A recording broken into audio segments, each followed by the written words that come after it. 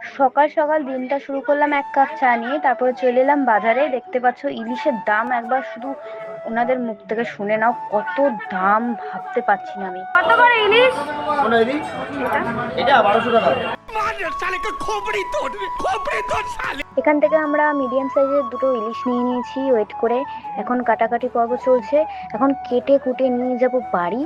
সকালের টিফিন দেখো, ইলিশ মাছ ভাজা দিয়ে তেল, আর এখানে আলুর চোখা, পেঁপে সেদ্ধ। দেখতেই পারলে আমরা ইলিশ মাছ আনতে গেছিলাম। পেঁপে খেতে গেলে মরণ আসে, ভালো লাগে না? পেঁপেকে ডিভোর্স দেবে। সুন্দর করে লোটে মাছটা দিয়ে আমি এখন ভাতটা মাখবো।